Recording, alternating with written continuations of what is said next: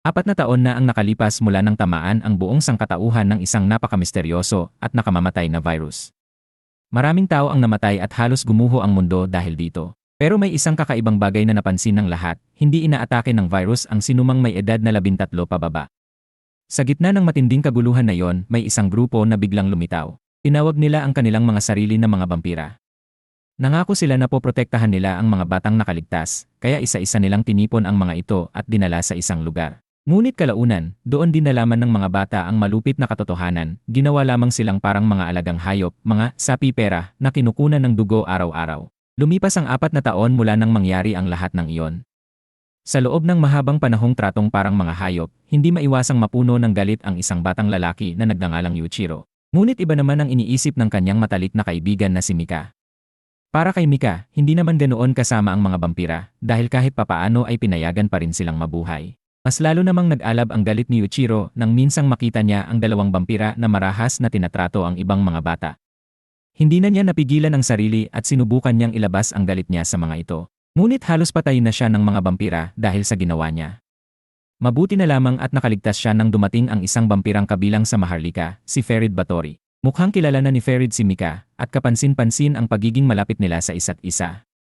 Matapos ang pangyayaring iyon, inanyayahan ni Ferid si Mika na pumunta sa kanyang villa mamayang gabi. Pagkatapos nito, binalaan ni Mika si Yuichiro na huwag padalos-dalos sa kanyang mga kilos dahil ang mga vampira ay hindi kalaban na kayang tapatan ng mga batang tulad nila. Ikinuwento rin ni Mika na madalas niyang ibinibigay ang sarili niyang dugo kay Ferid ng pribado at bilang kapalit ay ibinibigay ni Ferid ang anumang hilingin niya. Nang marinig iyon ni Yuichiro, lalo lamang nadagdagan ang kanyang inis. Sa kasalukuyan, magkakasama silang nakatira kasama ang isang batang babae na nagngangalang Akane at ilan pang mga bata. Noon pa man ay magkakasama na sila dahil lahat sila ay galing sa isang ampunan. Si Yuichiro mismo ay napunta sa ampunan matapos halos patayin ng sarili niyang ama, habang ang kanyang ina naman ay matagal nang namatay matapos kitilin ang sarili nitong buhay. Dahil sa mga karanasang iyon, naging sobrang sarado si Yuichiro noong una siyang dumating sa ampunan. Pero kahit ganoon, buong puso pa rin siyang tinanggap ni Mika at ng iba pang mga bata. Tinuring nila siyang parang tunay na pamilya. Ngayong gabi, sa wakas ay nakapagluto sila ng kari matapos ang napakahabang panahon. Si Mika ang nagdala ng mga sangkap at si Akane naman ang nagluto nito. Kitang-kita kung gaano kasaya sina Akane at ang ibang mga bata habang kinakain ang pagkain. Ngunit iba ang sitwasyon kay Yuichiro. Habang kumakain ang lahat, hindi niya mapigilan ang pag-aalala. Paulit-ulit niyang naiisip si Mika dahil hanggang ngayon ay hindi pa rin ito bumabalik. Hanggang sa sandaling iyon ay patuloy na naghihintay si Yuichiro sa pagbabalik ni Mika. Isa-isa nang nakatulog ng mahimbing ang iba pang mga bata habang siya ay nananatiling gising. Pagkaraan ng ilang sandali, sa wakas ay dumating din si Mika. Pagdating niya, may inilabas siyang 2 bagay, isang baril at isang mapa ng lungsod sa ilalim ng lupa kung saan sila kasalukuyang naninirahan. Tahimik niya itong nakuha mula sa villa ni Ferid nang hindi napapansin. Agad niyang ipinakita ang mga yon kay Yuichiro at sinabi ang balak niyang pagtakas. Nais niyang makatakas sila mula sa lugar na yon kasama ang lahat ng iba pang mga bata.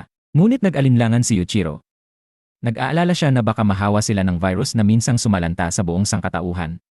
Kung makakatakas man sila, alam niyang hindi rin sila magtatagal sa labas, lalo na't ang edad nila at ni Akane ay 12 taong gulang na ngayon. Pero para kay Mika, hindi yon problema. Ang mahalaga sa kanya ay magkasama sila. Para sa kanya, kahit 1 taon lang na magkakasama sa labas ay higit pa sa sapat. Matapos ipaalam ang plano kay Akane, nagsimula silang kumilos ng palihim. Dahan-dahan silang naglakad sa mga pasilyo, sinusundan ang direksyong nakalagay sa mapa upang mahanap ang daan palabas. Ilang sandali pa, narating din nila ang isang lugar na pinaniniwalaan ni Mika na huling pintuang kailangan nilang malampasan upang tuluyan ng makalabas. Makikita sa kanilang mga mukha ang saya at pag-asa. Pakiramdam nila ay malapit na silang makalaya. Ngunit bigla na lamang, nang hindi nila inaasahan, may isang taong lumitaw sa harapan nila. Si Ferid iyon. Nakatayo siya roon na parabang matagal na silang hinihintay. Alam na pala niya ang lahat ng plano ni Mika. Walang anumang awa, agad niyang pinatay si Akane at ang iba pang mga bata. Sa isang iglap, nagulantang si Mika sa nangyari. Napalitan ng matinding galit ang kanyang pagkabigla. Mabilis niyang hinugot ang baril na ninakaw niya at sinubukang barilin si Ferid. Ngunit mas mabilis ang vampira. Kaagad siyang gumanti ng atake at sa isang iglap ay pinugutan niya ng kamay si Mika. Nang makita ni Yuichiro ang pagkakataon, mabilis niyang kinuha ang baril ni Mika at walang pag-aalinlangang pinaputukan ang ulo ni Ferid. Sa mga huling sandali, humarap si Mika kay Yuichiro at nakiusap na umalis na siya kaagad sa lugar na yon. Sinabi niyang kung makakatakas si Yuichiro, hindi masasayang ang pagkamatay nilang lahat. Wasak na wasak ang puso ni Yuichiro, ngunit wala siyang ibang pagpipilian. Tumakbo siya ng buong lakas palayo sa lugar na yon. Patuloy siyang tumakbo hanggang sa tuluyan siyang makarating sa ibabaw ng lupa. Kasabay nito, 3 tao ang lumapit sa kanya. Ipinakilala nila ang kanilang mga sarili bilang mga miyembro ng isang organisasyon na pumapatay ng mga demonyo. Isa sa kanila ay nagngangalang Teniente Guren Ichinose, isang komandante sa hukbo ng Imperial Demon Army ng Japan. Labis na nalito si Yuichiro sa nalaman niya dahil sa buong akala niya ay tuluyan nang naubos ang sangkatauhan. Ngunit sinabi ni Guren sa kanya ang isang nakakagulat na katotohanan, hindi pala lahat ng matatanda ay namatay sa virus na kumalat 4 na taon na ang nakalipas. Gayunman, hindi rin maikakaila na napakalaki ng ibinawas nito sa populasyon ng mga tao sa buong mundo. At matapos lumaganap ang virus, nagsimula ring magpakita ang iba't ibang halimaw na ngayoy malaya ng gumagala sa mundo. Ang organisasyong iyon ay nabuo upang labanan ang mga vampira at ang iba pang mga halimaw na nagsimulang gumala sa mundo, lahat para maibalik ang dating kapangyarihan at kaluwalhasyan ng sangkatauhan. Dahil dito, inalok ni Guren si Yuichiro na sumama sa kanila kung talagang nais niyang lipulin ang mga vampira. Nang maalala ni Yuichiro ang pagkamatay ng lahat ng kanyang mga kaibigan, lalo na ang nangyari kay Mika at sa iba pa, agad niyang tinanggap ang alok. Ang nasa isip niya noon ay isa lamang, ang makapaghiganti. Ngunit imbes na agad siyang sanayin sa pakikipaglaban, ipinadala siya ni Guren sa isang ordinaryong paaralan upang mag-aral. Doon siya pinanatili sa loob ng 4 na taon. Dahil dito, labis na nainis si Yuichiro. Madalas siyang magalit at lumikha ng gulo sa klase. Sa paaralang iyon, nakilala niya ang isang estudyanteng babae na nagngangalang Shinoa. Si Shinoa ay kabilang sa unit ng pagmamatsyag ng Demon Extermination Army. Ang tungkulin niya ay bantayan si Yuichiro sa lahat ng oras. Isang araw, binalaan niya si Yuichiro na tigilan ang paggawa ng gulo dahil kung hindi ay isusumbong niya ang lahat kay Teniente Guren. Bukod pa roon, sinabi rin niya na kailangan ni Yuichiro na magkaroon ng kahit isang kaibigan habang nag-aaral siya sa paaralang iyon. Isang araw, habang pauwi na siya, napansin ni Yuichiro ang isang estudyante na nagngangalang Yoichi na binubuli ng ilang pasaway na estudyante. Kaagad sana siyang makikialam upang turuan ng leksyon ang mga ito, ngunit agad siyang pinigilan ni Shinoa. Mahigpit niyang pinaalala na bawal gumamit ng karahasan laban sa ibang estudyante sa paaralang iyon. Kapag nilabag niya ang patakarang iyon, lalo lamang hahaba ang kanyang parusa sa paaralan. Dahil dito, wala siyang nagawa kundi tanggapin na lamang ang pang-aasar ng mga pasaway na estudyante na tinapik pa siya sa ulo. Ngunit sa kabila ng nangyari, iyon ang naging simula ng pagkakakilala niya kay Yoichi. Ikinuwento ni Yoichi na matagal na niyang pangarap na makasali sa Demon Extermination Army upang makapaghiganti sa pagkamatay ng kanyang nakatatandang kapatid na babae na pinatay ng isang vampira 4 na taon na ang nakalipas. Ngunit sa kasamaang palad, bumagsak siya sa pagsusulit para makapasok sa hukbo. Alam din niya sa sarili niya na baka hindi siya karapat-dapat sumali sa militar, lalo na't itinuturing niya ang sarili niyang isang duwag. Sa halip na palakasin ang loob niya, diretsahan siyang sinabihan ni Yuichiro na mas mabuti pang huwag na siyang sumali sa militar at kalimutan na lang ang paghihiganti. Habang nag-uusap sila, bigla na lamang may isang gusali sa loob ng paaralan ang sumabog. Kaagad na ipinaalam sa lahat ng estudyante ang isang emergency announcement. Sinabi na may isang vampira mula sa kalapit na research facility ang nakatakas. Habang ang karamihan sa mga tao ay natakot, si Yuichiro naman ay agad na umalis upang hanapin ang vampira. Nais niyang patunayan na karapat-dapat na siyang sumali sa Demon Extermination Army. Hindi nagtagal, natagpuan niya ang vampira na kasalukuyang sumisipsip ng dugo ng isang estudyante. Walang pag-aatubili at puno ng kumpiyansa, agad siyang sumugod at inatake ito gamit ang kanyang espada. Sa unang sagupaan, nagawa niyang putulin ang braso ng vampira. Ngunit sa kanyang pagkagulat, napakadali lamang para sa vampira na muling idikit at pagdikitin ang sarili nitong braso na para bang walang nangyari. Dahil sa nangyari, lalo pang lumakas ang vampira. Muli sana nitong sisipsipin ang dugo ng babaeng estudyanteng hawak nito, ngunit bago pa yon mangyari ay dumating si Yoichi at agad itong pinigilan. Kaagad namang kumilos si Yuichiro upang harangin ang vampira na papalapit kay Yoichi. Ngunit sa gitna ng sagupaan, pareho silang natumba palabas ng silid. Nakatimo pa rin ang espada ni Yuichiro sa katawan ng vampira, ngunit tila wala itong nararamdaman na sakit o pinsala. Gayunman, hindi na ito nakagalaw nang bigla na lamang dumating si Guren at itinulos sa katawan nito ang isang espesyal na espada. Sa isang iglap, naglaho ang vampira na para bang hindi kailanman umiral. Sa sandaling iyon, napahanga si Guren sa ginawa ni Yuichiro, lalo na sa pagsisikap nitong protektahan ang ibang mga estudyante.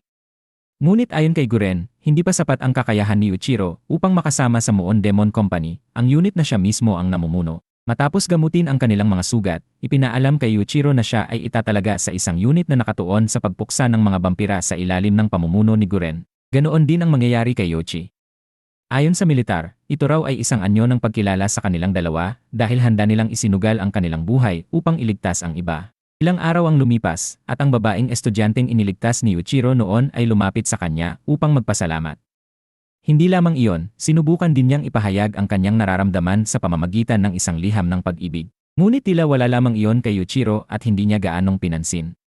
Makalipas ang ilang sandali, dumating si Shinoa at sinabi sa kanila na magsisimula na ang kanilang pagsasanay para sa pakikipaglaban sa mga vampira. Ang layunin ng pagsasanay na iyon ay upang makuha nila ang isang espesyal na sandata na ginagamit ng bawat miyembro ng Vampire Extermination Unit. Ipinakita ni Shinoa ang sarili niyang sandata, isang napakalaking karit. Ipinaliwanag niya na ang sandatang iyon ay sa katunayan ay isang demonyo na nakipagkasundo sa kanya. Kilala ito bilang Cursed Gear, isang sandatang may kakayahang pumatay ng mga vampira. Dahil gustong-gusto ni Yuichiro na makakuha ng ganoong sandata, bigla siyang sumugod at sinubukang atakihin si Shinoa. Ngunit napagtanto niya agad na napakalakas ng kapangyarihan ng sandatang iyon para sa kanya. Muling ipinaliwanag ni Shinoa na ang mga vampira ay mayroon ding mga espesyal na sandata tulad nila. At maswerte raw sila dahil ang vampirang umatake sa paaralan noong nakaraang araw ay walang dalang ganoong sandata. Dahil kung nagkataon, mas lalo pang magiging mahirap ang laban kaysa sa inaakala nila.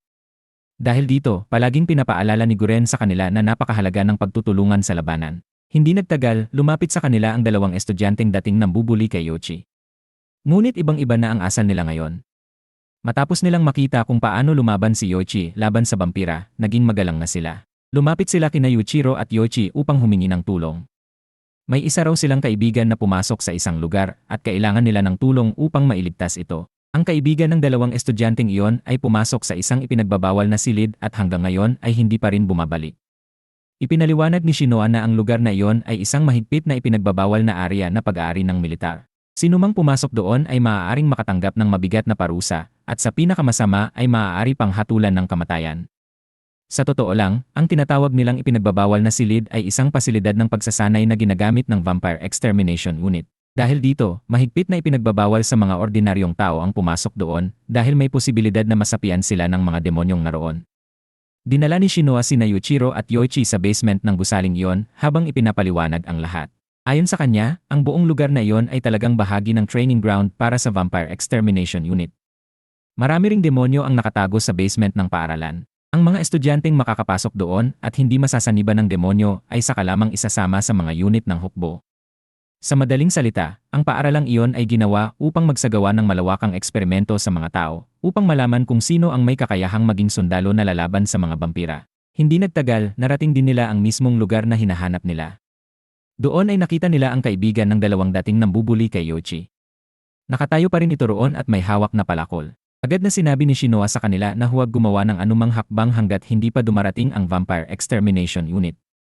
Ngunit tulad ng dati, matigas ang ulo ni Yuichiro at hindi siya nakinig. Agad siyang sumugod at inatake ang estudyante, pagkatapos ay inagaw ang palakol mula rito. Ngunit nang mahawakan ni Yuichiro ang palakol, may kakaibang nangyari. Bigla niyang nakita ang sarili niyang kasama si Mika at ang iba pa niyang mga kaibigan. Dahil dito, labis siyang nalito sa nangyayari. Sa pangitain iyon, hiniling ni Mika sa kanya na ipaghiganti ang kanilang pagkamatay. Ngunit sa mismong sandaling iyon, biglang natauhan si Yuichiro. Napagtanto niya na isa lamang iyong ilusyon.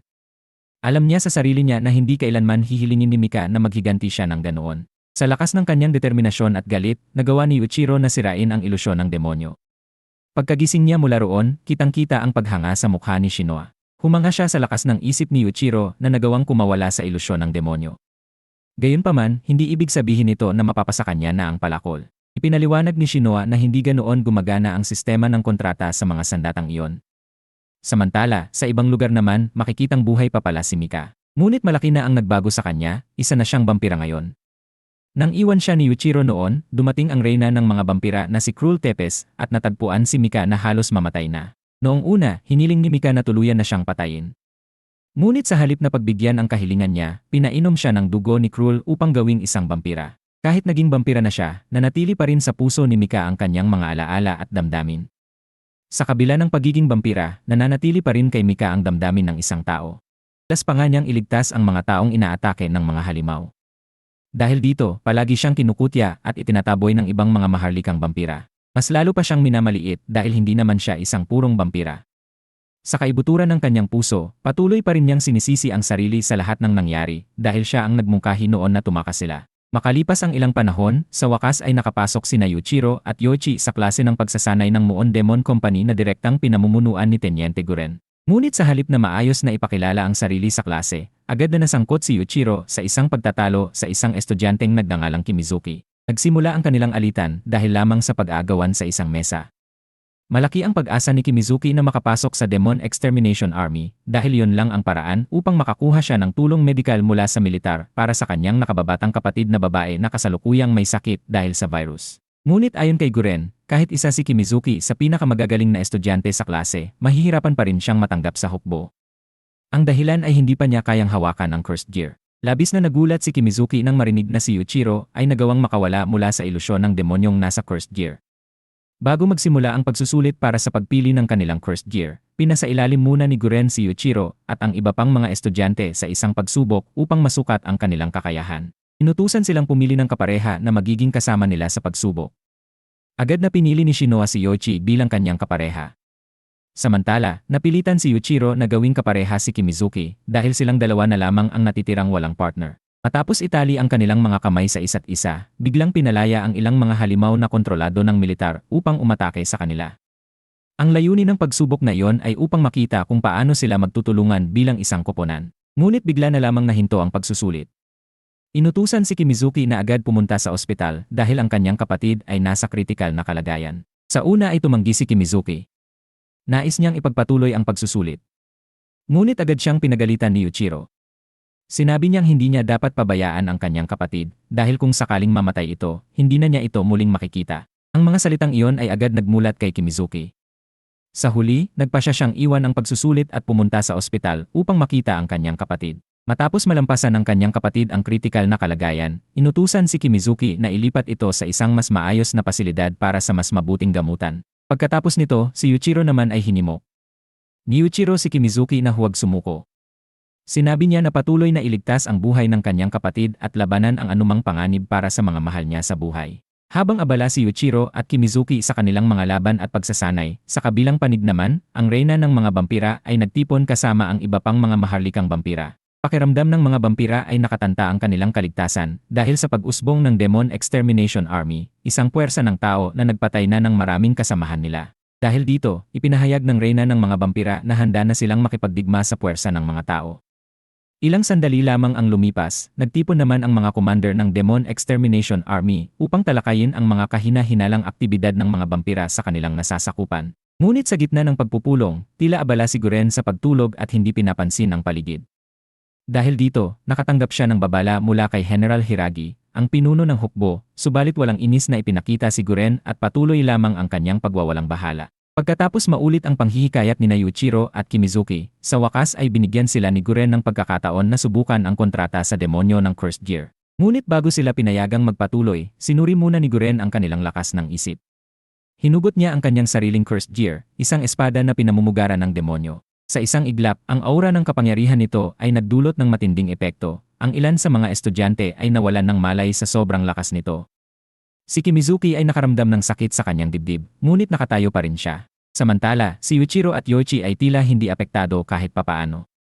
Dahil dito, ang tatlo lamang, si Yuichiro, Yoichi, at Kimizuki, ang nakaligtas at naging karapat-dapat na subukan ang kontrata sa demonyo ng cursed gear. Dinala sila ni Guren sa isang silid sa basement, kung saan iniimbak ng militar ang mga sandatang pinamumugaran ng mga mataas na uri ng demonyo. Bago pumasok sa Magic Circle, inutusan sila na pumili ng sandata na nais nila. Pagkatapos, kailangan nilang tiisin at kontrolin ang kapangyarihan ng demonyo sa loob ng sandata. Ngunit kung mabibigo sila, sila ay magiging demonyong mangangain ng tao at si Guren mismo ang magtatapos sa kanilang buhay. Sa buong tapang, pinili ni Yuichiro ang isang espada mula sa lugar na iyon.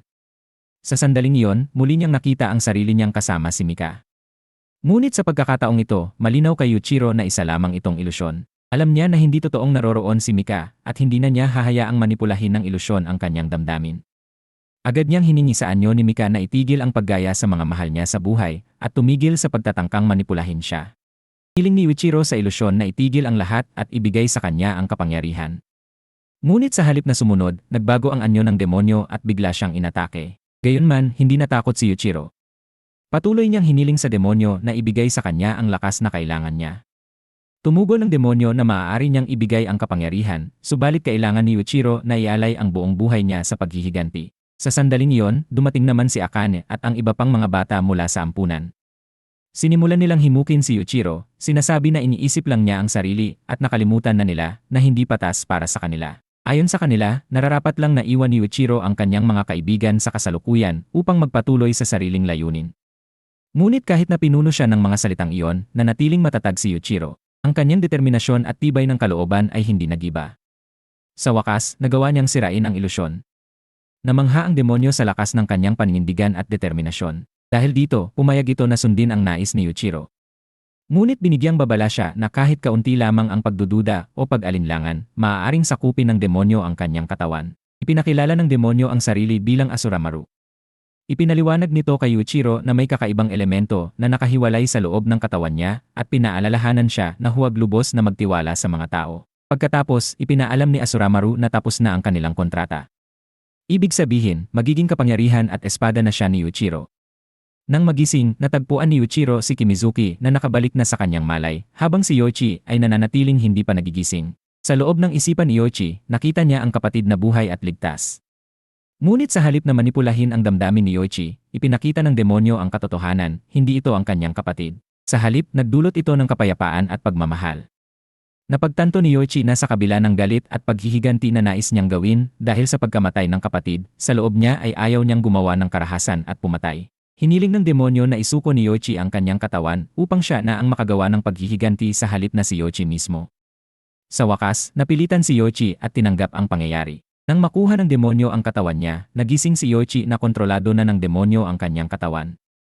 Nang makita ito, agad nagbigay ng utos si Guren kay Yuichiro at Kimizuki na aksyonan at ayusin ang sitwasyon.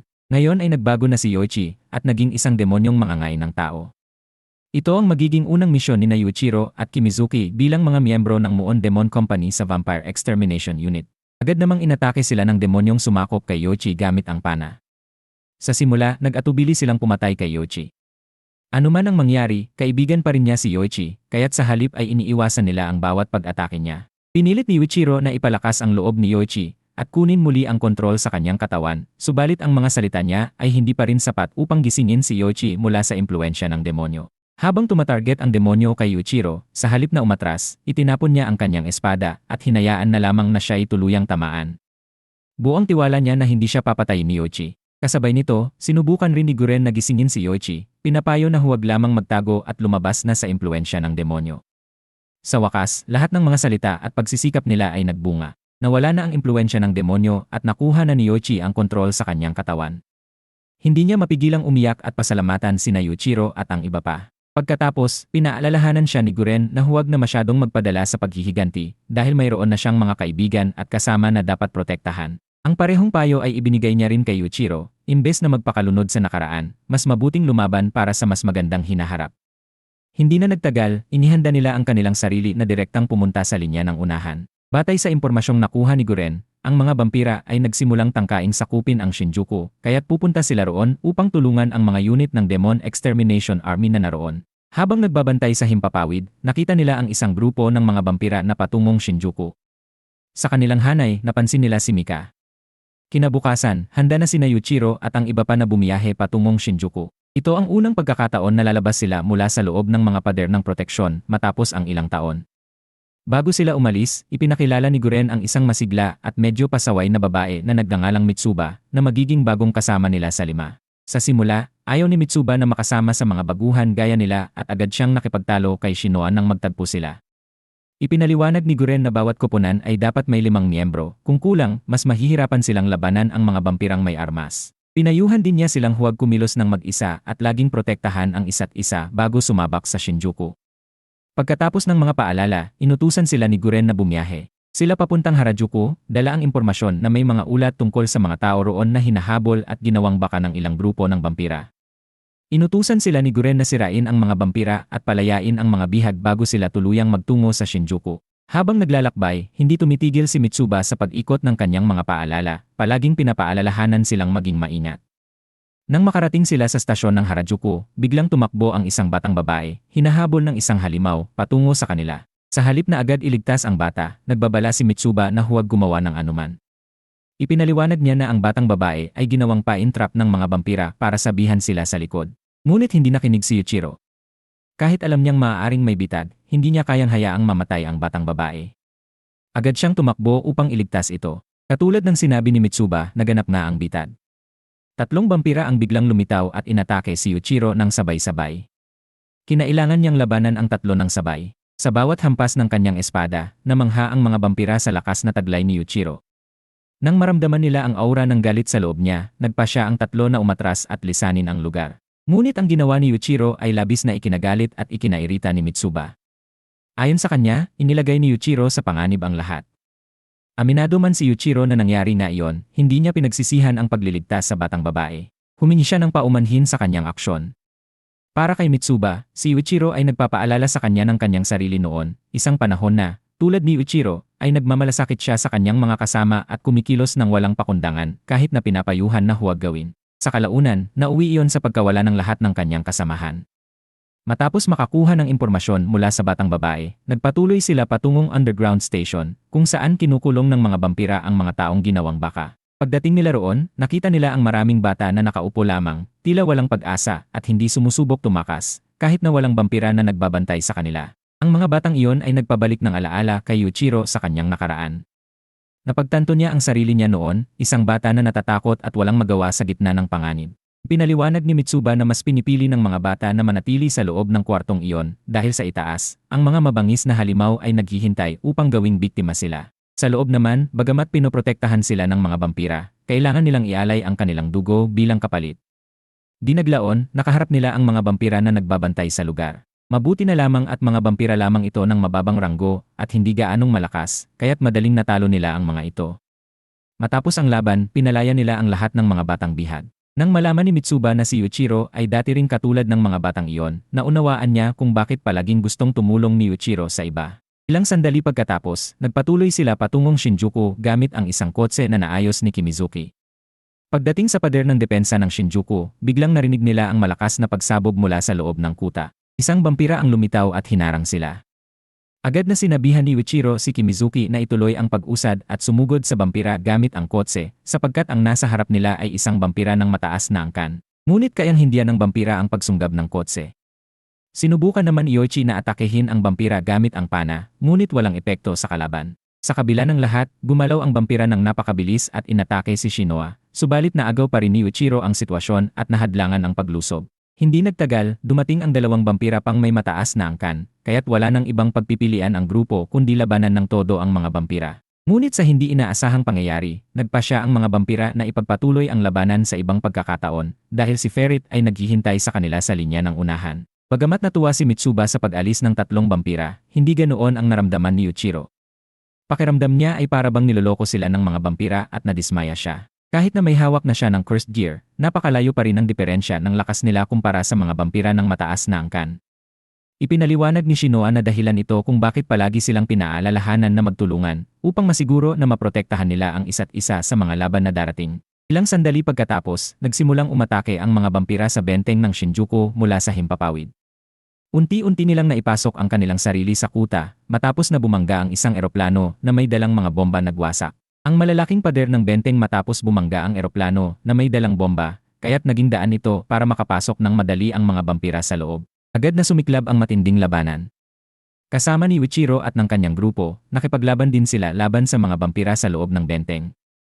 Lubos na nagpapasalamat si Corporal Nagai, ang commander ng seguridad ng Shinjuku, sa tulong na kanilang ibinigay. Ipinaalam niya na nakapasok na ang mga vampira sa kanlurang pader ng benteng at kasalukuyang hinaharang ng kanyang tropa. Ngunit hindi niya alam kung hanggang kailan makakayanan ng kanyang mga tauhan ang pag-atake. Marami rin sa kanyang mga sundalo ang sugatan ng malubha. Dahil dito, hiniling niya kay Yuichiro at sa iba pa na tumulong sa kanlurang sektor upang pigilan ang mga vampira. Agad silang nagtungo sa lugar na yon. Sa kabilang panig naman, si Guren ay nagmamasid sa kilos ng mga vampira na pinamumunuan ni Ferret. Kasama rin si Mika sa tabi niya. Napansin ni Ferret na sila ay binabantayan. Matapos tipunin ang lahat ng miyembro ng kanyang koponan, nagpa siya si Guren na personal na lumahok sa labanan. Samantala, patuloy si Ferret sa panlilinlang kay Mika, sinusubukang akitin siyang umiinom ng dugo mula sa mga tao na kanilang natalo. Ngunit kayang pigilan ni Mika ang sarili sa ngayon, umaasa sa mga kapsul ng dugo na dala niya. Nagbigay si Guren ng mga pilula na handa na para sa kanila. Ang isang pilula ay makakapagpataas ng kanilang synchrony sa kapangyarihan ng demonyo sa loob nila ng 1.5 beses. Dalawang pilula naman ay magbibigay sa kanila ng doble ng lakas, ngunit may kapalit, magdudulot ito ng matinding sakit at maaaring magdulot ng shock sa katawan, at higit pa rito ay pwedeng masira ang kanilang mga internal organs. Ang epekto ay tatagal lamang ng 15 minuto at pagkatapos nito, magiging walang laban sila. Dahil dito, pinapayuhan na uminom lamang ng isang pilula. Ngunit habang nakaharap sa matinding panganib, biglang inatake ang sasakyang kanilang sinasakyan na nagdulot ng pagkakabangga at pagtagilid nito. Agad silang naghanap ng kanlungan at sinubukang iligtas si Kopral na gay na naipit sa loob ng truck. Ngunit patuloy ang pagbaril sa kanila mula sa helicopter. Ang mga missile mula sa helicopter ay nagwasak sa buong lugar, dahilan upang sila ay mahulog at maipit sa ilalim ng mga riles ng tren sa subway. Sa kabila ng lahat, nakaligtas sila. Ngunit ang pagbagsak at pagkawasak ng lugar ay nagdulot ng pagkakahiwalay ni Yuichiro at Shinoa mula sa iba pang kasamahan. Humiling si Yuichiro sa iba na hanapin ang daan palabas habang siya at si Shinoa ay nagdala kay Kopral Nagay sa mas ligtas na lugar. Dinaglaon, nakalabas din sila at agad na dinala si Kopral Nagay sa mga medical staff para mabigyan ng lunas. Pagkatapos nito, handa na silang sumali kay Guren at sa kanyang mga tauhan na kasalukuyang nakikipaglaban sa mga vampira sa kanlurang bahagi ng benteng. Ngunit bago sila tumuloy doon, mas unang hinarap nila ang paghahanap kay Yoichi at sa iba pa. Sa tulong ng impormasyon mula sa isang sundalo, natagpuan ni Yuichiro at Shinoa ang kanilang mga kaibigan na nakikipaglaban sa mga vampira. Ang pagdating nila ay nagbigay ng lakas at tulong, kaya't sa kalaunan ay nagawa nilang talunin ang mga vampira. Sa ibang bahagi, si Guren at ang kanyang koponan ay nakikipaglaban rin ng todo laban sa mga vampira ni Ferit. Napansin ni Ferit na nahihirapan ang kanyang mga tauhan, kaya't inutusan niya si Mika na bumaba at labanan si Guren. Nagsimula ang isang matinding labanan sa pagitan ng dalawa na tila magkatimbang sa lakas at kakayahan. Sinubukan ni Guren na atakehin si Mika gamit ang kertas ng eksplosibong mantra, ngunit nagawa pa rin ni Mika na makaligtas sa pagsabog. Ngunit ang ataking iyon ay bahagi lamang ng isang taktika upang mahuli si Mika sa bitad. Nang mapasok ni Mika ang lugar ng bitad, sinugod siya ng mga kasapi ng koponan ni Guren ng sabay-sabay. Habang nakaluhod si Mika sa pagkalinya, biglang lumitaw si Guren mula sa likuran upang atakehin siya, ngunit agad itong hinarang ni Ferit at binagsak si Guren sa lupa. Wala nang ibang pagpipilian si Guren kundi inumin ang pangalawang dope pill upang dagdagan ang kanyang kapangyarihan, kahit pa binabalaan siya ng kanyang mga kasama tungkol sa panganib ng pilula. Bago pa man tuluyang umabot ang epekto nito, si Mika ay bigla na ring sumugod at inatake siya ng tuloy-tuloy na nagdulot sa pagkakaipit ni Guren. Nang walang ibang paraan, hinampas ni Mika ang kanyang espada sa katawan ni Guren. Sa parehong oras, dumating si Yuichiro at nasilayan ang pangyayari. Ang eksena ay nagbukas ng apoy ng galit sa loob niya. Agad siyang sumugod kay Mika gamit ang kanyang espada. Ngunit sa kanyang pagkagulat, nakita niya kung sino talaga ang nasa harap niya, si Guren. Inutusan siya ni Guren na patayin si Mika gamit ang kapangyarihan ng Cursed Gear, ngunit natigilan si Yuichiro at hindi niya alam ang dapat gawin. Ang reaksyon ni Yuichiro ay nagdulot ng matinding galit kay Guren at pati na rin sa iba niyang mga kasama. Hindi nila maunawaan kung bakit hindi niya ginagamit ang kanyang kapangyarihan sa oras ng laban sa vampira. Nang ipinaliwanag ni Yuichiro kung sino talaga si Mika, saka lamang naunawaan ng lahat ang dahilan ng kanyang aksyon. Hindi talaga akala ni Yuichiro na buhay pa si Mika, ngunit napagtanto niya na ang kanyang kaibigan ay ngayon ay nasa panignan ng mga vampira. Sa pagtingin ng pangkat ni Ferit sa kanilang pagtitipon, iminungkahi niya kay Mika na gawing vampira si Yuichiro dahil baka nagamit na siya ng mga tao. Ang mungkahing iyon ay agad na nagpaalab ng galit kay Mika. Mariing pinagbawalan niya si Ferit na hawakan si Yuichiro. Hinala rin ni Mika na maaaring ginagamit si Yuichiro at hindi niya hahayaang mangyari iyon. Dinaglaon, dumating din ang mga vampira ng mataas na angkan na nakaharap ni Yuichiro dati. Si Guren, upang maiwasan ang panganib, inutusan ang lahat na umatras, ngunit hindi nagpakita ng kahinaan si Ferit at ang kanyang mga tauhan, agad nilang hinarang ang mga ito. Pinuno ni Yuichiro ang galit at paghihiganti at sumugod kay Ferit ng buong lakas ng kanyang emosyon, ngunit para bang nilalaro lamang siya ni Ferit. Nang makita yon, sumugod si Guren upang tumulong, ngunit siya rin ay binagsak ni Ferit. Si Yoichi at ang iba pang kasama ay hindi makagalaw, nakulong sa puwersa ng mga vampira ng mataas na angkan. Sinubukan ni Mika na pigilan si Yuichiro at sabay lumayo upang iligtas siya mula sa posibleng paggamit ng mga tao, ngunit ang pangyayaring iyon ay lalo lamang nagpagulo sa isipan ni Yuichiro. Hindi ipinaliwanag ni Mika ang kanyang dahilan at patuloy na hinihikayat siyang sumama. Sa parehong sandali, nakita ni Yuichiro na ang lahat ng kanyang mga kaibigan ay nahuli na ng mga vampira. Sinubukan ni Mika na pigilan siya na tulungan sila na nagpalala lamang ng galit ni Yuichiro. Biglang sumiklab ang kakaibang puwersa sa loob niya.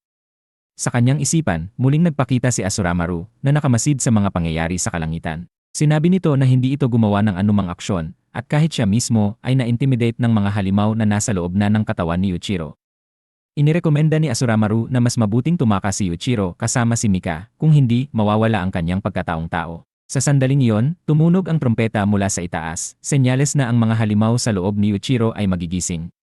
Bigla, may lumabas mula sa loob ng kanyang katawan, at sa isang malakas na hampas, winasak ang buong paligid sa kanyang lakas. Sinubukan siyang atakihin ng isa sa mga vampira ng mataas na angkan, ngunit ang puwersa ni Yuichiro ay napakalakas, walang kahit sino ang makalaban sa kanyang sandaling ito. Ang kapangyarihan ni Yuichiro sa sandaling iyon ay hindi na matutumbasan ng sinuman.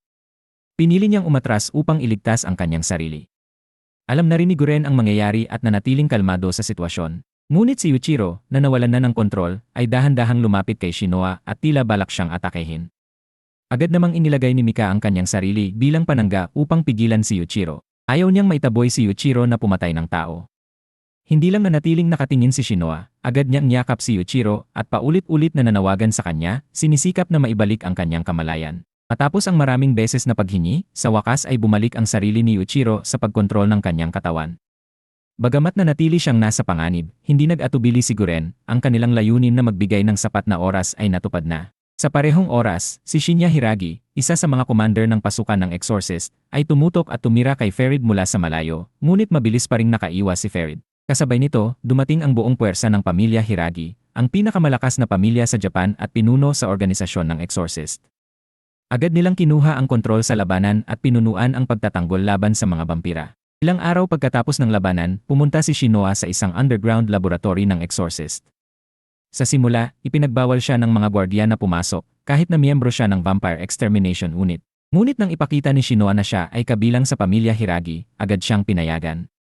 Sa loob, nakita niya ang mga nahuling vampira na sinusuri upang matuklasan ang kanilang kahinaan. Diniligan niya si Guren sa kanyang opisina upang alamin kung ano talaga ang nangyari kay Yuichiro sa nakaraang labanan at kung ano ang ginawa sa kanya. Nang diretsyo, sinabi ni Guren na isinagawa niya ang eksperimento kay Yuichiro, ito lamang ang tanging paraan para mapagtagumpayan nila ang mga vampira. Ilang araw matapos iyon, nagising si Yuichiro mula sa kawalan ng malay. Labis siyang natuwa nang malaman na ligtas ang lahat, ngunit wala siyang maalala tungkol sa nangyari sa labanan. Ipinaliwanag ni Shinoa na ang puwersa ng pamilya Hiragi ay nakapatay ng maraming vampira, habang si Mika ay dinala na ng mga vampira ng mataas na angkan. Hindi naman labis na ikinabahala ni Yuichiro ang tungkol kay Mika. Hindi siya nag-aalala kung ang kanyang kaibigan ay nasa panig ng kaaway, ang mahalaga sa kanya ay buhay pa si Mika, at hanggat ganoon, sapat na para sa kanya. Yuichiro, sapat na ang malaman na buhay pa si Mika. Sa ibang lugar, makikitang si Ferid ay ibinibigay ang lahat ng impormasyon mula sa kanilang pananaliksik sa isang hindi pa kilalang tao. Samantala, nahuli ni Shinoa si Yuichiro na lihim na naghahanap ng paraan kung paano maibabalik sa pagiging tao ang isang vampira.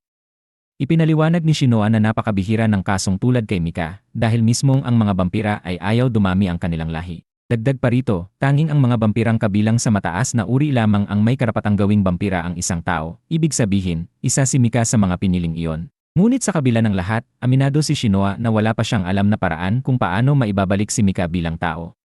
Hindi nagtagal, ipinatawag si Yuichiro ng isang mataas na opisyal ng Demon Extermination Army na si Kureto Hiragi. Habang papunta roon, nakasalubong niya si Mitsuba, nakakapromote lamang dahil sa kanyang naging kontribusyon sa laban sa mga vampira nitong mga nakaraang araw. Ngunit sa loob-loob niya, alam niyang hindi naman siya gaanong nakatulong sa labanan, at siya lamang sa kanilang grupo ang naitaas ang ranggo, isang bagay na malinaw na dahil sa kanyang pinanggalingang elitistang pamilya. Bago sila maghiwalay, nagbabala si Mitsuba kay Yuichiro na mag-ingat sa mga matataas na opisyal ng pamilya Hiragi na kanyang makakaharap.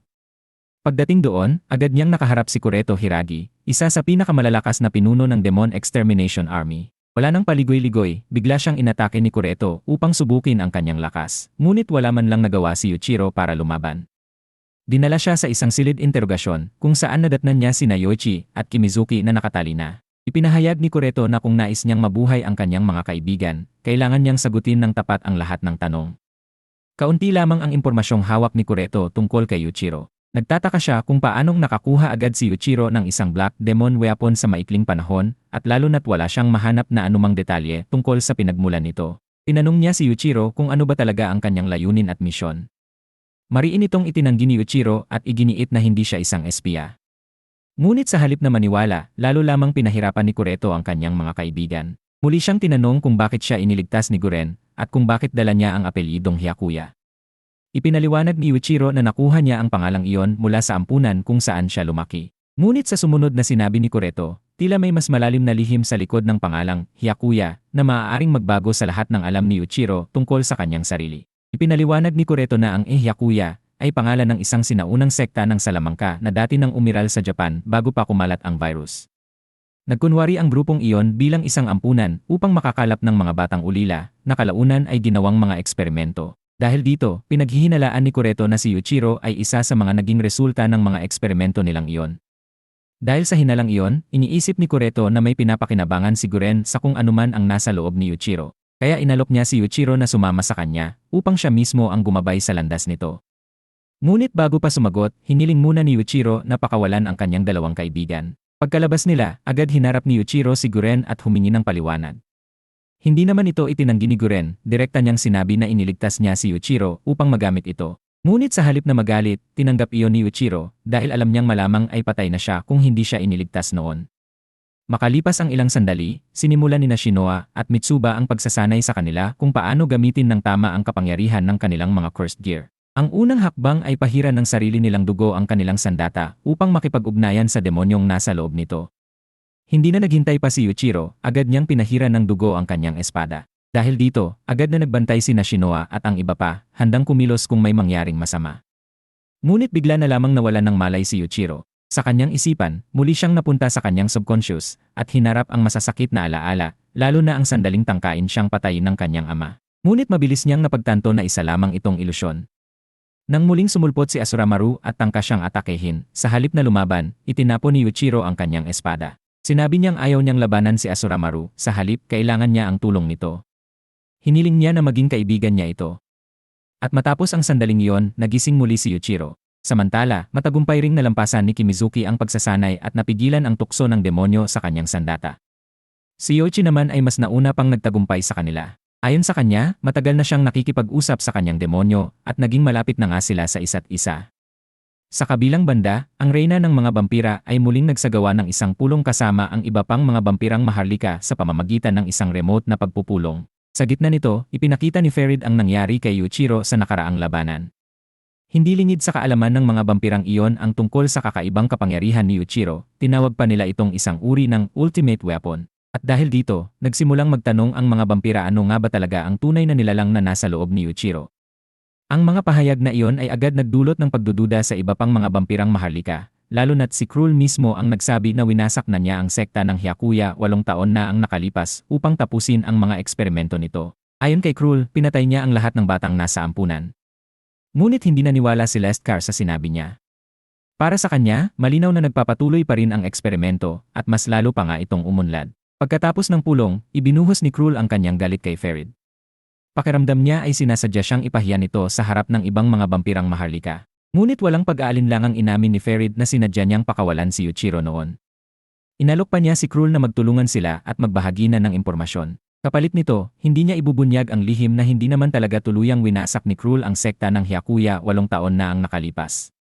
Samantala, sinubukan ni Yuichiro at Kimizuki ang kanilang bagong lakas sa pamamagitan ng isang labanan. Buong kumpiyansang ipinakita ni Yuichiro ang kanyang teknik gamit ang cursed gear at agad na sumugod.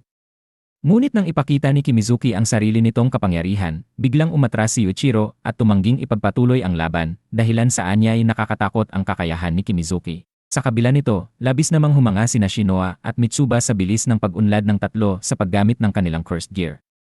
Dahil dito, napaisip sila kung saan nga ba talaga nagmula ang mga ito. Sinubukan nilang hanapin ang impormasyon tungkol sa kanilang pinagmulan, ngunit wala silang makitang kahit anong datos, tila ba hindi sila umiiral sa mga record. Sa ibang lugar naman, isang batang mula sa lungsod ng mga bampira sa ilalim ng lupa ang nagpadala ng liham gamit ang isang kalapati. Ang liham na iyon ay napunta kay Kureto, na agad namang ipinatawag si Guren upang pag-usapan ang nilalaman nito. Ayon sa impormasyong kanilang natanggap, balak lusubin ng mga bampira ang Tokyo sa loob ng isang buwan. Dahil dito, inutusan ni Kureto si Guren na dalhin ang 100 sundalo mula sa Muon Demon Company patungong Nagoya. May natanggap siyang ulat na may isang base roon na kinaroroonan ng 10 bampirang maharlika. Ang utos niya, lipulin ang mga ito at agawin ang teritoryo. Bagamat nagduda si Guren na baka isa itong patibong, handa si Kureto sa anumang panganib. Wala na rin silang sapat na oras upang mag-atubili. Sa totoo lang, mas malaki pa ang plano ni Kureto, nais niyang mapasailalim sa kapangyarihan ng Demon Extermination Army ang buong mundo. At ang unang hakbang para rito ay ang pagpatay sa lahat ng vampirang Maharlika. Alam na niya ang lokasyon ng 25 vampirang Maharlika sa buong Japan. Samantala, sa kabilang panig, sina Shinoa at ang kanyang grupo ay hindi pa alam na papalapit na sila sa isang mas malaking digmaan, isang laban na maaaring magbago sa kapalaran ng buong mundo. Habang nag-uusap ang iba, napunta ang usapan sa tanong kung mapagkakatiwalaan ba talaga nila si Guren. May posibilidad kasi na ginagamit lamang niya ang lahat para sa sarili niyang layunin. Ngunit para kay Yuichiro, wala itong halaga. Patuloy pa rin siyang susunod kay Guren dahil nangako ito na tutulungan siyang mabawi si Mika. Higit pa roon, sinabi rin ni Guren na silang lahat ay isang pamilya at iyon ang pinanghahawakan ni Yuichiro. Samantala, sa ibang lugar, diretsahang tinanong ni Mika si Cruel kung bakit niya iniligtas silang dalawa ni Yuichiro at kung ano ang tunay niyang plano para sa kanila. Sa halip na umiwas, ipinaliwanag ni Cruel ang dahilan kung bakit niya sila kailangan. Nang marinig iyon, labis na nagulat si Mika, parang bigla niyang naunawaan ang lahat. Ibinunyag ni Cruel na magkakaroon ng isang malaking digmaan sa loob ng isang buwan. Balak ng mga vampira na ipadala ang kanilang pangunahing hukbo upang lipulin ang lahat ng tao sa Japan. Dahil dito, binigyan niya si Mika ng isang lihim na misyon, ang iligtas si Yuichiro sa oras na sumiklab ang digmaan. Sa kabilang banda, makikitang si Kureto at ang kanyang mga siyentipiko ay abala sa pagsasagawa ng isang eksperimento. Kinabukasan, si Yuichiro at ang kanyang koponan ay umalis patungong Nagoya ayon sa utos ni Guren. Sa kanilang paglalakbay, hinarang sila ng ilang mga halimaw, dahilan upang sila'y maantala at mahuli sa pagdating. Dahil dito, pagdating nila, agad silang pinagsabihan ng mahigpit ni Guren. Binigyang diin niya na walang puwang ang pagkakamali sa misyong ito, ang pinakamapanganib na haharapin nila. Hindi raw ang pagbabalik ng buhay ang layunin, kundi ang pagbabalik na may dalang tagumpay. Bilang parusa sa kanilang pagkahuli, ipinatawag ni Guren si Yuichiro at ang kanyang grupo upang subukin ang kanilang kakayahan sa labanan. Bago magsimula, pinayagan silang bumuo ng sarili nilang pormasyon. Inatasan ni Shinoa sina Yuichiro at Kimizuki na harapin si Guren sa malapitan, habang siya at si Mitsuba ang bahala sa iba pang miyembro ng koponan ni Guren. Si Yoichi naman ang magsisilbing long-range support. Ngunit sa sandaling magsimula ang laban, agad na winasak ni Shinya ang kanilang pormasyon. Hindi lamang iyon, masyadong malakas si Guren para kina Yuichiro at Kimizuki. Gayon din, hindi rin nakasabay sina Shinoa at Mitsuba sa lakas ng ibang kasapi ng koponan ni Guren. Sa huli, madali silang natalo, at ang pagkatalo nilang iyon ay nasaksihan pa ng lahat ng miyembro ng Muon Demon Company na naroon. Matapos ang laban, sinabi ni Guren na ang mga vampirang Maharlika na kanilang haharapin ay mas higit pang malakas at kung hindi sila magbabago, wala silang magiging laban sa darating na digmaan. Sinabi ni Guren na ang mga vampirang Maharlika na haharapin nila ay mas higit pang malakas kaysa sa inaasahan, kaya't kailangan pa nilang paghusayin ang kanilang pagtutulungan. Ngunit matapos makita ang kanilang kakayahan, tumutol ang isang sarhento na nagngangalang Makoto na isama sila sa labanan. Para sa kanya, wala silang maayos na koordinasyon at magiging pabigat lamang sa koponan. Sa halip na sumang-ayon, iniutos ni Guren kay Makoto na isama ang grupo ni Shinoa sa kanyang sariling team. Kahit labis itong ikinainis ni Makoto, wala siyang nagawa kundi sundin ang utos. Samantala, sa kabilang panig, makikitang si Mika kasama ang ibang mga vampira ay nanghuhuli ng mga bata upang dalhin sa Nagoya. Dahil matagal na siyang umaasa lamang sa dugo na ibinibigay ni Cruel, malapit na siyang mawalan ng kontrol. Halos hindi na niya napigilan ang sarili at muntik nang sumipsip ng dugo mula sa isa sa mga batang kanilang dinakip. Ngunit sa huling sandali, natauhan siya at napigilan ang sarili. Makalipas ang ilang oras, nagsimula ng magplano ang pinagsanib na koponan nina Shinoa at Makoto para sa kanilang misyon. Inatasan sila ni Guren na patayin ang isang vampirang Maharlika na nagngangalang Lacus Welker upang pigilan itong makipagsanib sa iba pang Maharlika. Dahil kapag nangyari yon, mas lalo silang mapapahamak. Napansin ni Makoto na tila hindi seryoso si Yuichiro, kaya mahigpit niya itong pinagsabihan. Ipinaalala niyang kahit isang pagkakamali lamang ay maaaring magdulot ng kapahamakan sa buong koponan. Samantala, sina Shinya at Yoichi ay nakapwesto sa isang tour at minamasdan ang galaw ni Lacus. Nang makakita ng pagkakataon, agad silang nagpaputok. Ngunit nakaligtas si Lacus sa pamamagitan ng paggamit sa kanyang tauhan bilang panangga. Pagdating sa isang parke sa lungsod, agad sumugod si Yuichiro at ang kanyang grupo upang harapin si Lacus. Ngunit mabilis nilang napagtanto na masyado itong malakas para sa kanila. Pagkatapos nito, sumali na rin si Makoto at ang kanyang team, at sa tulong ng kanilang koordinadong pag-atake, pansamantala nilang napigilan ang vampira.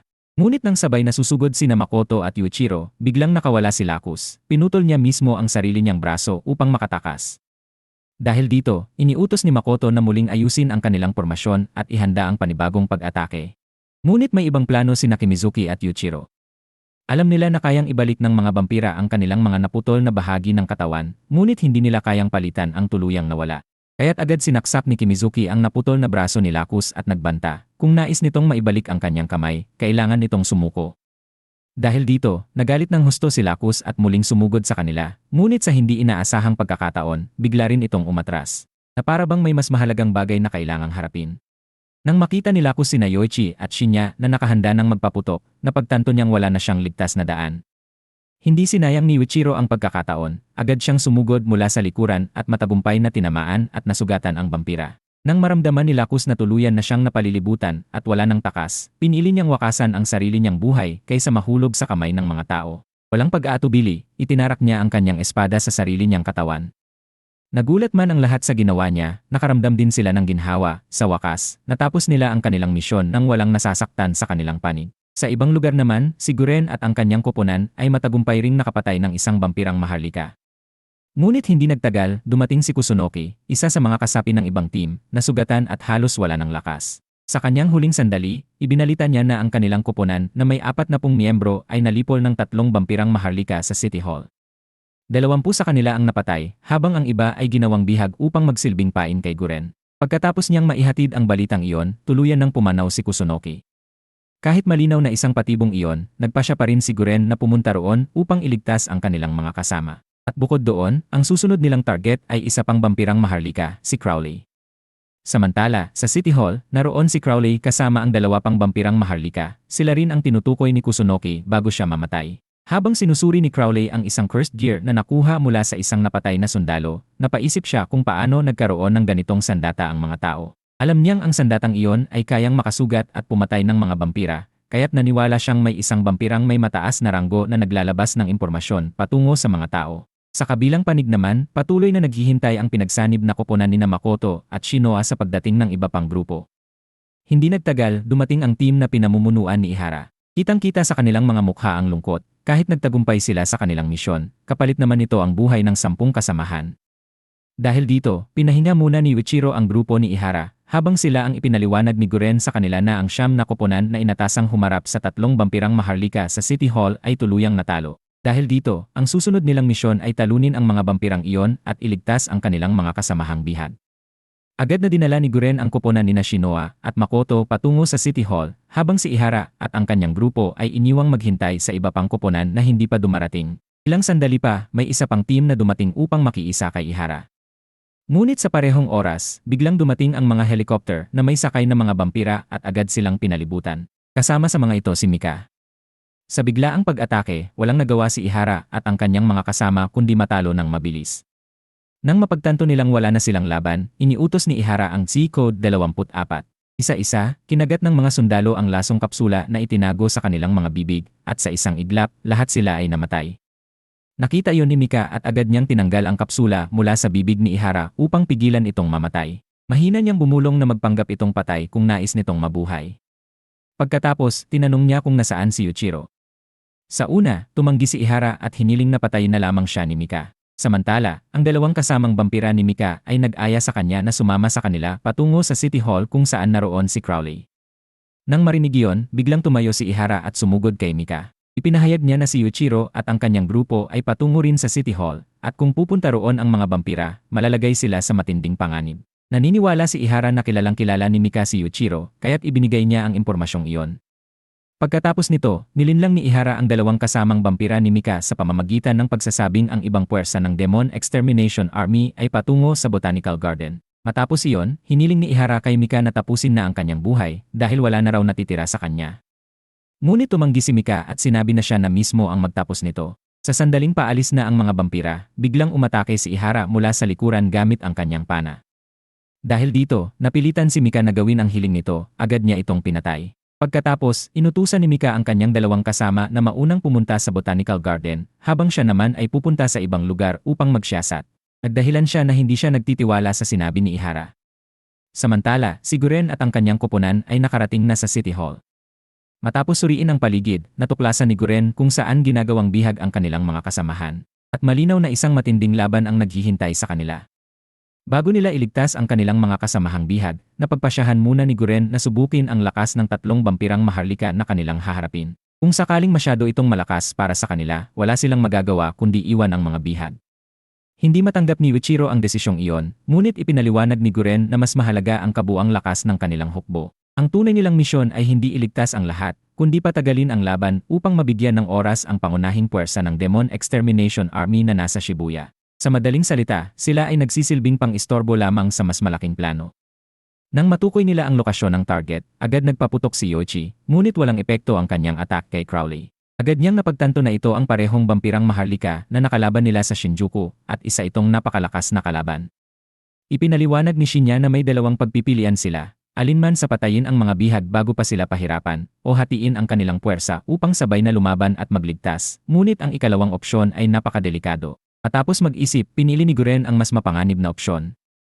Inatasan niya ang koponan ni Makoto at Shinoa na iligtas ang mga bihag, habang siya at si Shinya ang haharap kay Crowley at sa mga tauhan nito. Pagkatapos mailigtas ang mga bihag, inutusan niya silang pumunta sa paliparan kung saan may naghihintay na helicopter para sa kanilang paglikas. Agad kumilos si Guren at ang kanyang koponan papasok sa City Hall. Sa tulong ng ilusyon ni Goshi, napigilan ang mga karaniwang vampira na humaharang sa kanila. Kasabay nito, matagumpay namang nailigtas ni Makoto at ng kanyang team ang kanilang mga kasamahan. Samantala, sina Guren at Shinya ay pumasok na sa gusali upang harapin si Crowley, ngunit mabilis nilang napagtanto na masyado itong malakas para sa kanila. Dahil dito, pinigilan ni Goshi ang iba pang kasamahan na tumulong dahil lalo lamang silang magiging pabigat. Pinili rin ni Makoto at ng kanyang team na unahin ang kaligtasan ng mga bihag. Ngunit taliwas dito, sina Yuichiro at ang kanyang mga kaibigan ay nagpasya na pumunta upang tulungan si Guren. Sa loob ng gusali, desperadong nakikipaglaban si Guren kay Crowley habang sinusubukan ding makatakas. Ngunit hindi sila pinayagan ng vampira, nahuli nito si Guren at malubhang nasugatan.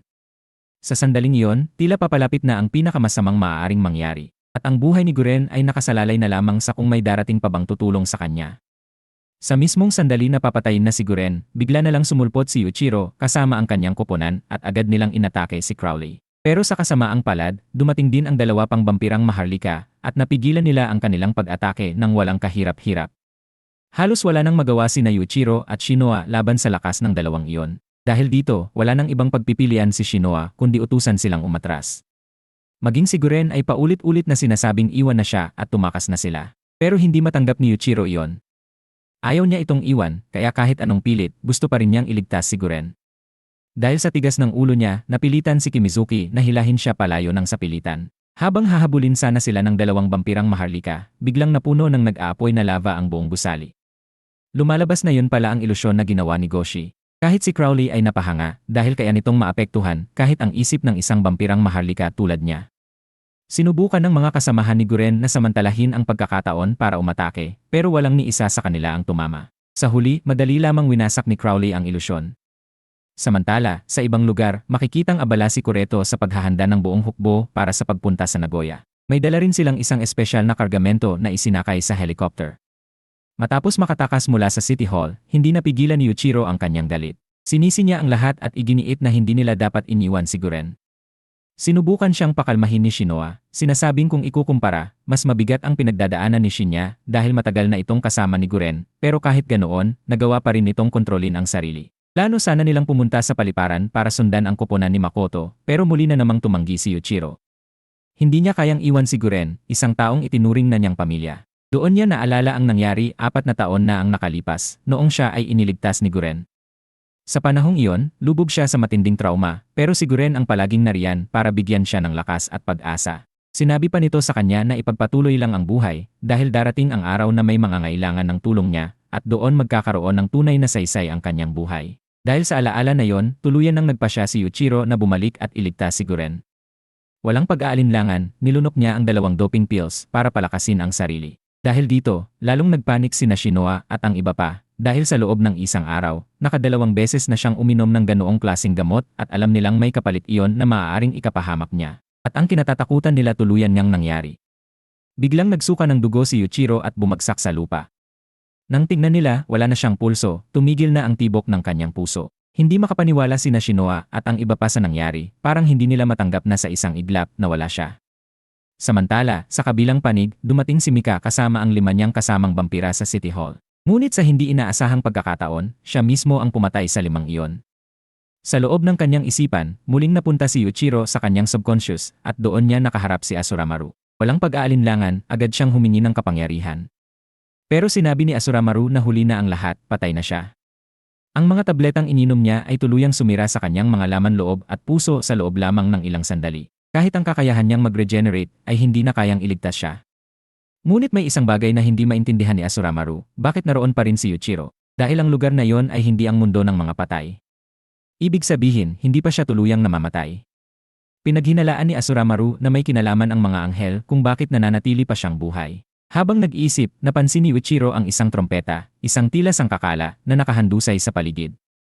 Agad siyang binalaan ni Asuramaru na huwag itong lapitan dahil napakapanganib nito. At sa isang iglap, muling tumibok ang puso ni Yuichiro. Ibinigay ni Asuramaru ang kanyang kapangyarihan upang tuluyan siyang magising. Pagkabalik niya sa realidad, hindi na siya nag-aksaya ng oras. Agad siyang tumungo sa City Hall at buong lakas na inatake si Crowley. Pero kahit nadagdagan ang kanyang kapangyarihan, hindi pa rin niya kayang tapatan ang lakas ng vampira. Kahit sugatan na, napilitan pang tumayo si Guren para protektahan siya. Lalo itong nagpasiklab sa galit at desperasyon ni Yuichiro. Sa dami ng pinagdaanan niya, pakiramdam niya ay hindi pa rin sapat ang kanyang lakas. Doon siya inasar ni Crowley, sinasabing nakatakda lamang siyang maging alagang hayop. Sa isang iglap, sumabog ang galit ni Yuichiro at tuluyan itong nawalan ng kontrol. Sinubukan siyang pigilan ni Guren, binabalaan na kung magpapatuloy siya, tuluyang aangkinin ng demonyo ang kanyang katawan. Pero hindi na nakinig si Yuichiro. Sa halip, mas lalo pa siyang humingi ng kapangyarihan kay Asuramaru. Dahil sa matinding pagnanasa niya, unti-unti siyang nagsimulang magbago, papunta sa pagiging isang demonyo. Ngunit bago pa tuluyang mangyari iyon, dumating si Kimizuki at agad ginamit ang kanyang cursed gear upang ilayo si Yuichiro mula sa laban. Inutusan ni Guren na lisanin nila ang lungsod, anuman ang mangyari. Samantala, ang hukbo ni A ay halos makarating na sa Nagoya, at ang koponan ni Makoto at Showa, na nakipagsama na, ay nagmadaling pumunta sa bandara. Ngunit naharang sila ni Mika, na kasalukuyang hinahanap si Yuichiro. Galit na galit, agad siyang umatake upang kunin si Yuichiro mula sa kanila. Ngunit sa dami ng kalaban, ramdam ni Mika ang kahinaan. Ang sunod-sunod na pag-atake ay nagdulot sa kanya ng malubhang sugat at naipit sa isang sulok. Ngunit hindi siya sumuko at patuloy na lumalapit kay Yuichiro. Sinubukan ni Shinoa na pakalmahin siya at ipaalala na sila rin ay mga kaibigan ni Yuichiro, subalit mariing tumanggi si Mika at determinado na makuha si Yuichiro. Bigla, umatake si Shinya at pinuslit ang kanyang espada sa katawan ni Mika, handang tapusin ang laban. Ngunit hindi inaasahan, agad siyang naharang ni Shinoa upang iligtas si Mika, isang pangyayaring nagulat ang lahat, lalo na si Mika na hindi maintindihan ang nangyari. Sinabi ni Sho na hindi mapapatawad ni Iro kung mamatay si Mika sa lugar na yon, kaya hinimok niya si Mika na dalhin si Yuichiro at lisanin ang lugar. Kasama ang iba pang kaibigan ni Sho sa pagbabantay, binuksan nila ang daan para makaalis si Mika. Ang kilos na yon ay nagpasiklab ng galit sa lahat na nasa paligid. Sa gitna ng tensyon, biglang dumagsa ang mga vampiro at agad na umatake sa kanila. Sa kasamaang palad, napilitan si Makoto na mawalan ng dalawang kasamahan sa gitna ng labanan. Walang ibang pagpipilian, inutusan ni Shinya ang lahat na agad na tumakas at umalis patungo sa ligtas na lugar. Sa bandara, habang daladala ni Mika si Yuichiro palayo sa kabuluhan, biglang bumagsak siya, ubos na ang kanyang lakas at wala nang natitirang dugo sa katawan. Sinubukan niyang gisingin si Yuichiro at ipaalam ang isang bagay, ngunit hindi pa rin nagigising ang kaibigan. Napalingon siya at napansin ang isang batang lalaki na malapit lang sa kanila. Halos mawalan ng malay, bigla siyang tumalon sa bata at handang sumipsip ng dugo, ngunit agad siyang huminto nang marinig siyang tawaging halimaw ng bata. Agad niyang dinala si Yuichiro sa isang ligtas na lugar. Pagkalipas ng ilang sandali, nagising din si Yuichiro. Lumapit siya kay Mika na sugatan na, subalit sa halip na tulungan siya, umatake muna si Mika. Ngunit kaagad siyang nakabawi nang humingi ng paumanhin si Yuichiro sa lahat ng nangyari. Napagtanto niya ang ginawa niya at labis siyang nadismaya at napuno ng frustrasyon. Humiling siya kay Yuichiro na huwag siyang lapitan. Ngunit sa halip na lumayo, inalok ni Yuichiro ang sarili, hinayaan niyang sipsipin ni Mika ang kanyang dugo upang hindi na maramdaman ang sakit. Mariing tinanggihan ito ni Mika at inamin na kung minsan lang siyang inom ng dugo ng tao, magbabago siya bilang isang tunay na vampiro na hindi natatanda. Pinipilit niyang manatiling ganoon upang hindi makita ni Yuichiro bilang halimaw. Ngunit hindi alintana ni Yuichiro ang lahat ng iyon, ang mahalaga sa kanya ay manatiling buhay si Mika. Sa isang kilos ng tiwala, pinutol ni Yuichiro ang kanyang sariling kamay at inialok ang dugo sa kanya. Nang makita ito, biglang umatake si Mika at sumipsip ng dugo ni Yuichiro. Sa sandaling iyon, tuluyan na siyang naging isang tunay na vampiro. Kahit ganoon, patuloy na mag-isip si Yuichiro ng paraan upang maibalik si Mika sa pagiging tao, kahit pa ito ay halos imposible. Nang gabing iyon, handa na si Yuichiro na sundan ang kanyang mga kaibigan, ngunit sinubukang pigilan siya ni Mika. Sinabi niya na ang mga taong itinuturing ni Yuichiro na kaibigan ay pwede lamang siyang gamitin, subalit si Yuichiro ngunit Hindi alintana ni Yuichiro ang sinabi ni Mika, imbes, inalok niya si Mika na sumama sa kanya at tulungan ang kanilang mga kaibigan. Sa kanilang paglalakbay, ibinahagi ni Mika ang isang nakabugulat na katotohanan. 7 taon na ang nakalipas, ginawa siya ng Sek Hakuya na isang eksperimento sa katawan ni Yuichiro. Ngunit nabigo ang eksperimento at sa halip kumalat ang isang nakamamatay na virus na pumatay ng maraming tao. Ngayon, ang laboratorio ng sekta Hyakuya ay napunta na sa kamay ng mga puwersa ng panghuhuli sa demonyo at kasalukuyan nilang isinasagawa ang panibagong eksperimento. Samantala, nakarating sina Shinoa at ang iba pa sa bandara, ngunit kakaiba, wala silang nakita na helikoptero at tila wala ring ibang tao sa paligid. Sa kabilang dako, patungo na sa Nagoya ang hukbo ni Kureto kasama ang kanyang mga tauhan. Kasama nila ang isang batang babae na naging target ng eksperimento, ang kapatid ni Kimizuki. Habang iyon, isa sa mga miyembro ng kanilang koponan ang nakakita ng liham mula sa kontrol ng paliparan. Nakasaad dito na kailangan nilang manatili sa lugar dahil sa pagkamatay ng 2 kasamahan nila. Labis na nagalit ang mga kaibigan ni Makoto kay Noah dahil sa pagtulong nito kay Mika na naging dahilan upang mahuli sila sa pagpunta sa bandara. Agad namang humadlang si Shinya sa kaguluhan at ipinaliwanag sa lahat na ang misyon na kasalukuyan nilang isinasagawa ay hindi galing kay Guren kundi kay Kureto, ang kapatid niyang lalaki. Nang malaman ito, labis na nagalit si Makoto. Ramdam niya na ginagamit lamang sila ng pamilya Hiragi at hindi patas ang pagkilos sa kanila. Dahil dito, tumanggi siyang manatili sa bandara at nagpasya na bumalik upang iligtas si Guren. Ngunit agad silang hinadlangan ni Shinya at ipinaliwanag na lahat sila ay babalik upang iligtas si Guren sa tamang oras.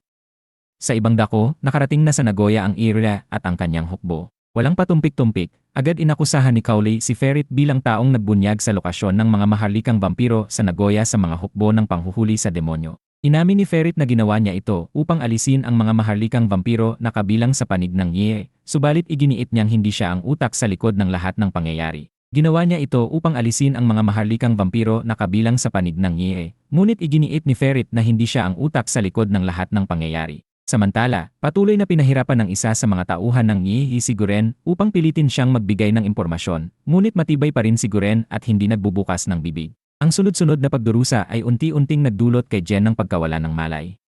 Wala nang lakas si Jen, kaya't nagpasakop siya ng ang kanyang demonyo, si Mahiru Hiragi, ay sumakop sa kanyang katawan. Kaagad siyang bumangon at pinatay ang mga vampiro na noon ay patuloy siyang pinapahirapan, subalit naging walang magawa ng umatake si Cruel sa kanya. Sa kanilang pag-uusap, lumantad ang katotohanan, dati nang nakipagtulungan si Cruel kay Mahiru Hiragi, ang kapatid ni Kureto Hiragi at kapatid ni Noah.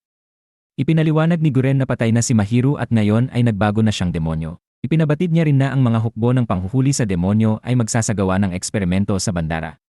Hindi naglaon, dumating ang hukbo ni Kureto sa bandara. Inutusan niya ang lahat ng miyembro ng panghuhuli sa demonyo na kasama ni Shinya na magpahinga dahil natapos na ang kanilang misyon sa Nagoya. Nang marinig ito, nagtanong ang lahat kung ano ba talaga ang nangyayari. Si Shinya mismo ay nagtanong sa kanyang kapatid tungkol sa tunay na layunin nito, ngunit tumanggi si Kureto na sagutin. Iniutos ni Kureto sa kanyang mga sundalo na ilabas ang misteryosong kargamento na kanilang dala, ngunit muli, hindi niya ibinunyag kung ano ang laman ng container. Labis itong ikinagalit at ikinainis ni Makoto. Nang buksan ang container, bigla na lamang lumabas ang isang armas na yari sa tanikala ng bakal, at agad nitong pinatay ang lahat ng kasamahan ni Makoto. Halos mamatay na si Makoto kung hindi siya pinrotektahan ni Kimizuki at Yoichi. Nang makita ang kanyang kapatid na lumalaban upang iligtas siya, sinabi ni Kureto na isang paglabag ang ginawa nito, ngunit hindi iniintindi ni Noah ang paratang at nagpatuloy sa kanyang aksyon, kahit itinuturing siyang isang rebelde. Kasabay noon, sina Yuichiro at Mika. Pagkarating nila sa lugar, agad na napansin ni Yuichiro na may kakaiba at hindi maayos. Agad niyang pinayuhan ang lahat na lisanin ang lugar. Sa parehong sandali, nagsimulang dumagsa ang mga vampiro sa paligid. Inutusan ni Kureto ang kanyang mga hukbo na umatake sa mga vampiro, at sa pagkakataong iyon, ginamit ni Yuichiro at ng kanyang mga kasama ang sitwasyon upang makalayo. Sa hindi inaasahang pagkakataon, natagpuan ni Yuichiro si Guren na kakausap lamang niya, isang tagpo na nagdulot ng labis na tuwa sa kanya. Ngunit sa sandaling lumapit siya, bigla siyang inatake ni Guren ng mabilis. Agad na humarang si Mika upang pigilan ang suntok. Ang hindi maipaliwanag na kilos ni Guren ay nagdulot ng labis na pagkalito kay Yuichiro. Tiningnan sila ni Kureto at sinabi kay Guren na handa na sila. Sa hindi inaasahang sandali, winasak ni Guren ang mga vampiro at mga hukbo ng panghuhuli sa demonyo na nasa harap niya. Ang mga tanikala mula sa container ay nagsimulang sumipsip ng dugo mula sa mga taong napatay niya. Bigla namang sumabog ang container at isang nilalang nakahawig ng anghel ang lumitaw mula rito. Agad na nakilala ni Kimizuki na ang anghel ay ang kanyang kapatid na si Mirai. Walang pag-aalinlangan, tumunog ang sangkakala ng anghel, at sa isang iglap, nagbago ang buong mundo sa paligid nila. Nang makita ito, inutusan ni Kureto ang kanyang mga hukbo na dakpin at kontrolin ang kapangyarihan ng anghel. Galit at determinadong iligtas ang kapatid, sinimulan ni Kimizuki na lumapit, ngunit hinadlangan at inatake siya ni Guren. Ang kilos na ito ay nagpasiklab ng labis na galit kay Yuichiro. Ngunit sa kabila ng lahat, hindi niya kayang saktan si Guren. Nang masdan ang mga mata nito, naunawaan niya ang katotohanan, si Guren ay kinontrol o nasakop. Sa sandaling iyon, nasugatan si Yuichiro nang humampa sa kanya si Guren gamit ang espada. Kaagad pagkatapos, lumitaw mula sa katawan ni Mirai ang isang demonyo, si Abaddon, ang demonyo ng pagkawasak. Ang katawan ni Mirai ay ginamit lamang bilang sisidlan upang ipatawag ang halimaw. Agad namang naglabas si Abaddon ng mga halimaw upang kitilin ang mga vampiro at mga tao, at sa sandaling iyon, naunawaan ng lahat na sila ay nasa gitna ng panganib na higit pa sa kanilang inaasahan. Nang maramdaman ang panganib, agad na hinimok ni Shinoa ang kanyang mga kaibigan na lisanin ang lugar. Ngunit tumanggi si Jiro na sumama kay Mika, na natili siyang nakatuon sa layuning iligtas si Guren. Habang nag-aalangan sila, bigla na lamang umatake ang isang halimaw kay Mika, na nagdulot sa kanya ng malubhang sugat. Sa kabila nito, hiniling ni Mika kay Yuichiro na lisanin nila ang lugar kasama ang iba, dahil halos hindi na kayang pagalingin ang kanyang sugat at ang demonyo sa paligid ay napakalakas. Ngunit mariing tumanggi si Yuichiro. Alam ni Yuichiro kung ano ang dapat niyang gawin. Walang pag-aalinlangan, hinampas niya ang kanyang sariling katawan gamit ang espada, at sa sandaling iyon, muling nagpakita sa kanya si Asuramaru sa loob ng kanyang isipan. Ipinaliwanag ni Asuramaru na ang kasalukuyang lakas ni Yuichiro ay hindi sapat upang labanan ang halimaw.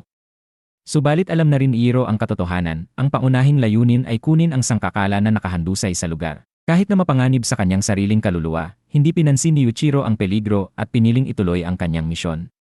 Bigla siyang nagising na may kakaibang lakas, isang kapangyarihang napakalakas na halos hindi makapaniwala si Kureto. Nang makita ito, inutusan ni Kureto ang lahat ng kanyang hukbo na umatake kay Yuichiro, ngunit agad namang inilabas ni Jiro ang isang dagat ng asin na sabay-sabay na sumabog, nagpatalsik at nagwawasak sa lahat ng kalaban. Kasunod nito, umatake si Yuichiro sa halimaw at sa isang iglap winasak niya ito. Galit na galit, inatake ni Kureto si Yuichiro gamit ang lahat ng kanyang lakas. Subalit sa sandaling iyon, hindi pa rin kayang tumbasan ni Yuichiro ang kapangyarihan ng kanyang kapatid. Bago tuluyang maapektuhan, muling ibinalik ni Asuramaru ang kanyang kamalayan, at sa sandaling iyon, handa na si Yuichiro upang labanan muli ng buong tapang. Habang nagpapatuloy ang kaguluhan, nahuli ng mga hukbo ni Kureto sina Shinoa at ang iba pa, at agad nilang dinala si Yuichiro palayo sa lugar upang mailigtas siya. Samantala, bigla na lamang inatake si Cruel ni Kawi, ngunit nagawa pa rin niyang umiwas sa suntok. Sa hindi inaasahang pagkakataon, lumitaw si Ferit mula sa likuran at agad na sumipsip ng dugo mula sa kanya, pati na rin sa iba pang mga vampiro sa paligid. Ipinahayag ni Ferit na matagal nang niloko siya ni Cruel at ngayon, siya na ang nagmamando sa mga hukbo. Pagkalipas ng 4 na buwan, sinalubong ni Ferit ang pagdating ni Leskar, nakakarating lamang sa Japan matapos magtago ng ilang buwan. Sa panahong iyon, nagpa siya si Jiro kasama ang kanyang mga kaibigan na simulan ang isang bagong misyon, ang iligtas si Guren at ang kapatid ni Kimizuki, na parehong nasa panganib at nasa ilalim ng kontrol ng kanilang mga kalaban.